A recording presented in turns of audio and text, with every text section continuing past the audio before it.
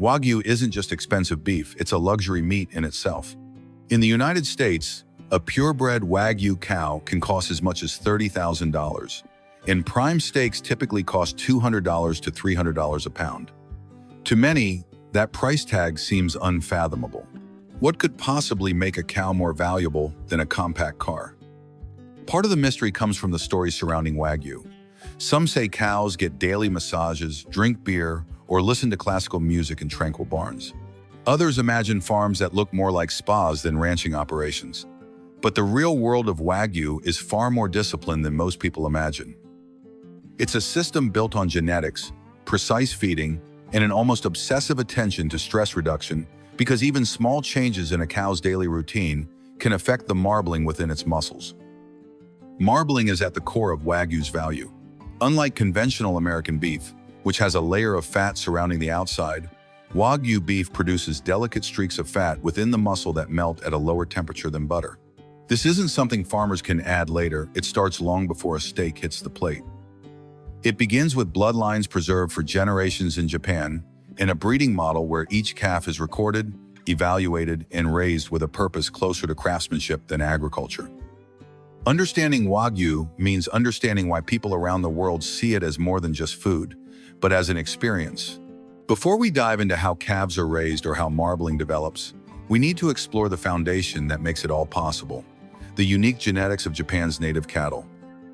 Before we continue, I'm curious, does knowing the truth behind Wagyu make you appreciate it more? Or is it still too expensive for a steak? Drop a 1 if you think the craftsmanship is worth the price, or a 0 if you're still skeptical. And if you want more behind-the-scenes stories like this, don't forget to subscribe to the channel to follow the next chapters of our journey. Wagyu's extraordinary flavor doesn't start in the barn, it begins in the DNA of Japan's native cattle. The word Wagyu means Japanese cow, but it specifically refers to 4 breeds: Japanese black, Japanese brown, Japanese shorthorn, and Japanese polled. Among them, the Japanese black, especially the Tajima line, is the genetic gold standard. This bloodline is so valuable that Japan treats it almost like a national treasure. These cattle weren't designed for luxurious steaks. Centuries ago, farmers used them as draft animals in rice fields. To survive long, repetitive labor, the cattle that could store energy as intramuscular fat performed better. Over many generations, that trait became deeply embedded, eventually forming the fine marbling that Wagyu is known for today. Japan built an entire system around protecting this advantage. Every purebred Wagyu is logged in a centralized registry that tracks its ancestry, health, and genetic traits. The standards are incredibly strict. Even slight inconsistencies can disqualify a cow from being labeled authentic Wagyu. This ensures purity, consistency, and global trust in the product. What makes these genetics remarkable is how they shape the meat itself. Instead of forming thick exterior fat, Wagyu distributes fat inside the muscle in tiny streaks. This structure melts at a lower temperature than American beef fat, giving Wagyu its iconic buttery texture and rich mouthfeel. Other countries, including the US and Australia, have developed Wagyu Angus hybrids to improve marbling in their herds. While these crossbreeds can be excellent, they rarely match the complexity of true Japanese bloodlines. The marbling pattern, fat behavior, and texture all tie back to genetics that Japan has refined for centuries. These exceptional traits are only the beginning. To fully unlock the potential inside these bloodlines, farmers must raise Wagyu calves with extraordinary care from the moment they're born. And that's where the next chapter begins. If Wagyu genetics provide the blueprint, the first months of a calf's life decide how well that blueprint turns into real marbling. In Japan, the first 8 to 10 months are treated as the most delicate and influential stage of the entire process. Farmers don't just raise calves, they manage them almost like long-term projects.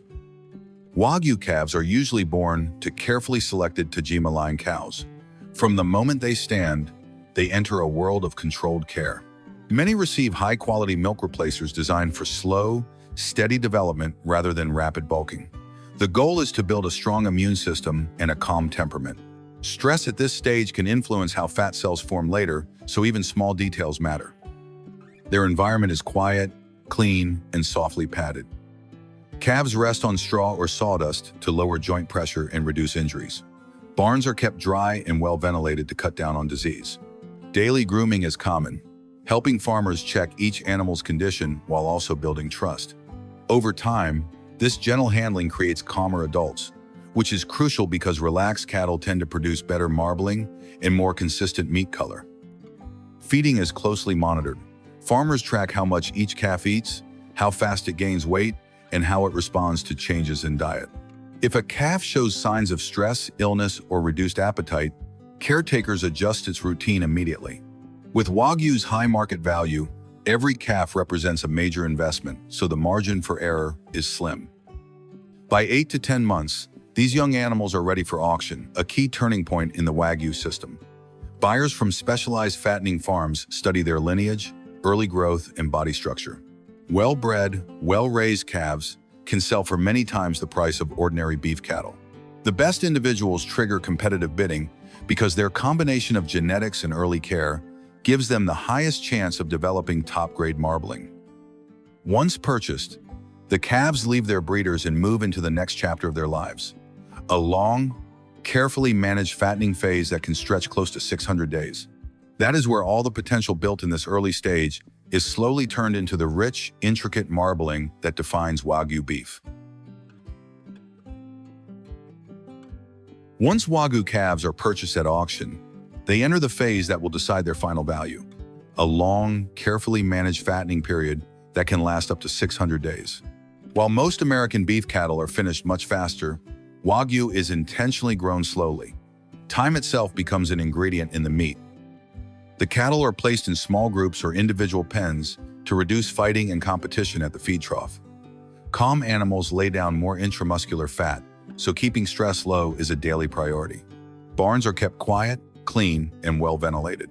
The routine rarely changes, same feeding times, same spaces to rest, because predictability keeps the herd relaxed. Their diet is built around a carefully balanced mix of rice, straw, barley, corn, soybean meal, wheat bran, and other grains.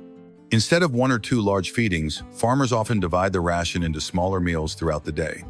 This helps keep digestion smooth and reduces the risk of health problems that could ruin months of progress. Some farms add local touches like beer mash, black vinegar, or koji mold. These extras are believed to support digestion and subtly influence flavor, but the philosophy is the same everywhere. A healthy gut and low-stress life create better marbling. Every pound the animal gains is meant to show up as fine, even fat threading through the muscle. Unlike conventional beef cattle, Wagyu are rarely turned out on open pasture during this stage. Grazing may look natural, but it burns calories and builds lean muscle. Wagyu farmers want those calories to settle inside the muscle as fat instead. Over many months, this slow, steady approach builds the intricate snowflake pattern that makes a Wagyu steak look almost too beautiful to cook. By the end of the fattening period, a finished Wagyu animal can weigh around 1,500 to 1,700 pounds, carrying an extraordinary amount of internal marbling. At this point, all the genetics, feeding, and care have done their work. The final question is how well that effort will be rewarded when the animal reaches the processing plant and faces Japan's strict grading system. After almost 600 days of careful fattening, a Wagyu animal reaches its final stage, processing and grading. This is when all the work in genetics, feeding, and stress control is turned into something you can actually see and measure. Before slaughter, each animal is checked for health and condition. Calm handling is still critical. If cattle panic, their muscles tighten and the meat can darken, so Wagyu facilities rely on quiet pens, smooth movement, and trained staff to keep everything as relaxed as possible. Once slaughtered, the carcass is chilled and moved into aging rooms. Some producers dry age the beef for several weeks to concentrate flavor. Others wet, age it in vacuum bags to keep more moisture and highlight a clean, buttery texture. Whatever method they choose, the goal is the same. Make the most of the fat that farmers spent months building inside the muscle. Cutting Wagyu is closer to craft than routine. Butchers follow natural seams between muscles so they don't smear or tear the marbling. Premium sections like ribeye, strip loin, and tenderloin are handled with extra care because a single slip of the knife can mean a big drop in price. Then the beef is graded. Japan uses a dual system. Yield grade A, B, or C describes how much usable meat the carcass provides, while quality grade from 1 to 5 looks at marbling, color, brightness, firmness, and texture. Only A4 and A5 qualify as true top-tier Wagyu. At A5, the marbling is so dense and fine that the meat can look almost white with thin red streaks running through it. On top of that, regional brands like Kobe, Matsusaka, and Miyazaki add their own rules about where cattle are born, how they're raised, and what grade they must reach. Only a small share of Wagyu meets those standards, which is why these names function like luxury labels on a menu. After grading, each cut is labeled, packed, and entered into a traceability system that follows it from farm to restaurant. For diners, that label is proof that the steak in front of them really did come from a carefully managed Wagyu animal. All of this care and precision helps explain Wagyu's extreme price, but it also raises bigger questions about who can afford it, what it costs the environment, and whether this kind of resource-intensive beef can stay sustainable as the world demands more. Wagyu's story brings together everything that shapes modern agriculture: genetics, patient care, strict regulation, and global demand for premium food. From the controlled breeding of Tajima bloodlines to the careful raising of calves in the long, precise fattening phase, every step is designed to protect one result: the signature marbling that makes Wagyu unlike any other beef in the world. The industry shows how tradition and science can coexist. Japan preserves pure bloodlines through national registries, while farmers in the US and Australia adapt the model to create their own versions. Each region brings different strengths, but the foundation remains the same: slow growth, calm environments, and consistent feeding to encourage intramuscular fat rather than speed. At the same time, Wagyu exposes the contradictions of luxury agriculture. The cattle receive cleaner housing, closer monitoring, and more individual care than typical beef animals, yet they spend long periods in confined spaces. The meat delivers exceptional texture and flavor, yet producing it requires more feed, more time, and more environmental impact per animal. Supporters see Wagyu as proof that careful farming can still create extraordinary results. Critics see it as a costly system that raises questions about sustainability. Its value comes from the genetics that shape the marbling, the farmers who protect those traits, the aging and grading systems that elevate the best cuts, and the global fascination with experiencing something rare. Wagyu sits at the intersection of culture, craftsmanship, and appetite, an example of how far people are willing to go in pursuit of exceptional flavor. In the end, Wagyu is more than a luxury steak. It is a reminder of the choices behind our food and the balance between tradition, care, cost, and impact.